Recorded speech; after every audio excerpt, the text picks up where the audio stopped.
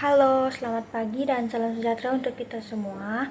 Perkenalkan, nama saya Cynthia Fani, NIM F1072201006 dari kelas 4B, Program Studi Pendidikan Biologi.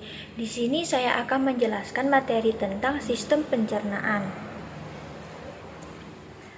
Nah, apa itu sistem pencernaan? Sistem pencernaan adalah serangkaian jaringan organ yang bekerja untuk mencerna makanan. Selama dalam saluran pencernaan, makanan akan mengalami proses pencernaan baik secara mekanik maupun secara kimia. Pencernaan secara mekanik adalah proses pengubahan makanan dari bentuk besar atau kasar menjadi bentuk yang lebih kecil atau halus. Proses itu terjadi di dalam mulut dengan bantuan gigi dan lidah. Pencernaan secara mekanik juga terjadi di dalam lambung dengan bantuan gerak peristaltik dinding lambung, sehingga makanan seperti diaduk.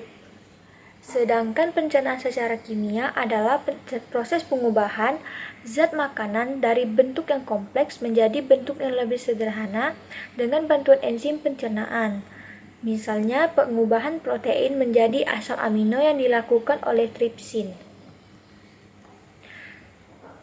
Selanjutnya ada fungsi dari sistem pencernaan. Fungsi dari sistem pencernaan ini sendiri yaitu memiliki fungsi utama untuk mengubah makanan menjadi nutrisi yang dibutuhkan tubuh. Nutrisi tersebut diantaranya diperlukan untuk proses perkembangan, perbaikan sel tubuh, termasuk sebagai sumber energi sehari-hari. Ketika proses itu selesai, organ pencernaan kemudian dengan mudah mengemas limbah padat makanan untuk dibuang sebagai feses. Nah, adapun organ-organ pada sistem pencernaan meliputi mulut, kerongkongan, lambung, usus halus, pankreas, hati, empedu, usus besar, rektum, dan anus. Pada sistem pencernaan terdapat beberapa organ pencernaan dan kelenjar pencernaan. Organ pencernaan antara lain meliputi mulut, kerongkongan, lambung, usus kecil, usus besar, rektum, dan anus. Sedangkan kelenjar pencernaan antara lain terdiri dari ludah dan air liur, pankreas, kantung empedu, dan hati. Yang pertama ada mulut.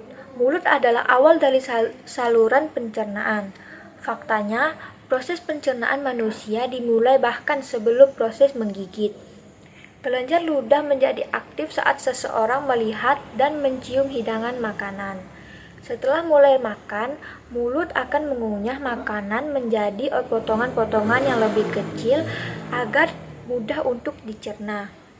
Air liur pun bercampur dengan makanan untuk mulai memecahnya, menjadi bentuk yang dapat diserap dan digunakan tubuh. Saat menelan, lidah memasukkan makanan ke tenggorokan dan ke kerongkongan. Yang kedua ada kerongkongan. Kerongkongan terletak di tenggorokan dekat trakea.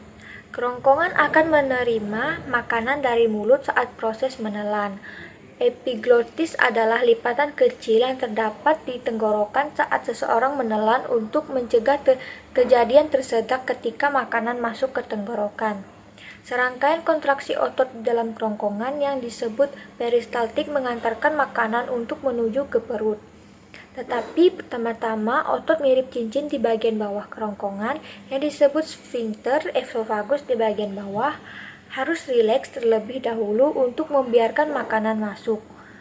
Sphincter kemudian berkontraksi dan mencegah isi perut mengalir kembali ke kerongkongan. Yang ketiga ada lambung. Lambung adalah organ berongga atau wadah yang berfungsi untuk menyimpan makanan saat sedang dicampur dengan enzim pencernaan. Enzim ini melanjutkan proses memecah makanan menjadi bentuk yang dapat digunakan.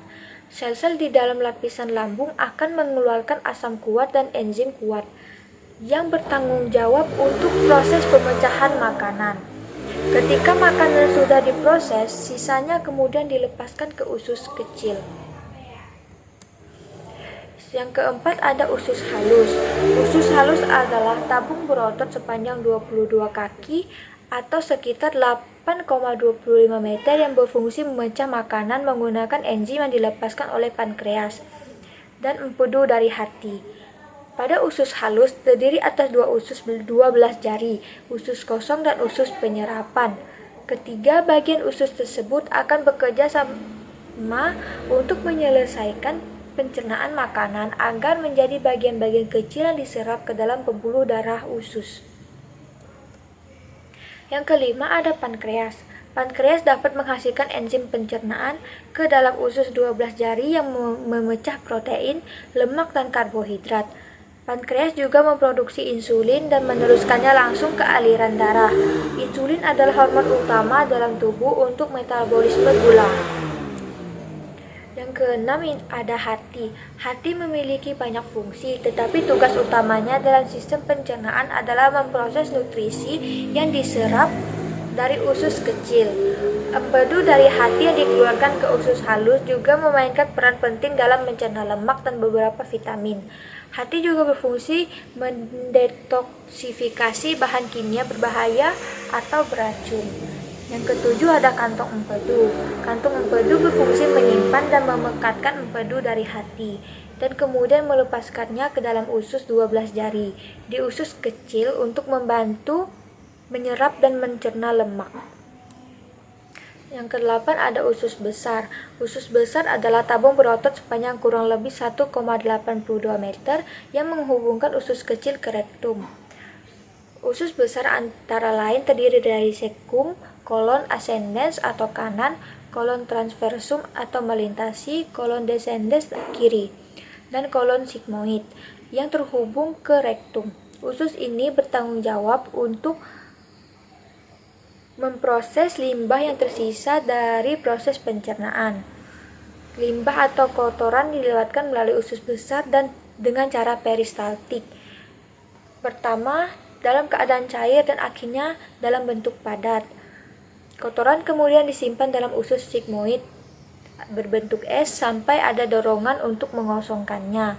Gerak peristaltik lalu akan mendorong tinja ke dalam rektum sekali atau 2 kali sehari sehingga dikeluarkan melalui usus. Yang kesembilan ada rektum. Rektum adalah ruang lurus 8 inci yang menghubungkan usus besar ke anus. Tugas rektum adalah menerima tinja dari usus besar dan mengirim sinyal atau tinja yang harus dievakuasi atau dibuang keluar dan memegang tinja sampai evakuasi terjadi. Yang ke-10 ada anus. Anus adalah bagian terakhir dari saluran pencernaan. Organ ini berbentuk saluran sepanjang 2 inci atau 5,8 cm yang terdiri dari otot-otot dasar panggul dan 2 sfinkter anal atau internal dan eksternal. Anus dikelilingi oleh otot-otot sfinkter yang penting dalam memungkinkan mengontrol pengeluaran tinja. Otot dasar panggul menciptakan sudut antara rektum dan anus yang dapat menghentikan tinja keluar ketika itu tidak seharusnya. Sfinkter internal selalu kencang kecuali ketika feses memasuki rektum. Hal ini berfungsi agar seseorang bisa mencegah BAB tanpa disadari atau tidur dan tidak menyadari kehadiran feses. Ada juga cara menjaga sistem pencernaan tetap sehat. Sistem pencernaan harus tetap sehat agar berfungsi dengan baik untuk mengolah makanan. Jika terjadi gangguan pada sistem pencernaan, sebaiknya ditanggulangi segera karena dalam jangka panjang kondisi tersebut dapat mempengaruhi status gizi seseorang. Beberapa penyakit yang terjadi pada sistem pencernaan antara lain sakit MAH, asam lambung, diare, sembelit, dan ambeien. Untuk menjaga kesehatan sistem pencernaan, siapa saja disarankan untuk melakukan kebiasaan seperti berikut. Yang pertama, banyak minum air putih. Yang kedua, memperbanyak konsumsi makanan tinggi serat seperti buah-buahan, sayur-sayuran, dan biji-bijian. Yang ketiga, hindari stres. Yang keempat, rajin olahraga. Yang kelima, makan dengan cara yang baik seperti tidak berlebihan dan tidak terburu-buru. Demikian penjelasan saya tentang sistem pencernaan. Kurang dan lebihnya saya mohon maaf. Saya pamit undur diri. Sekian, terima kasih.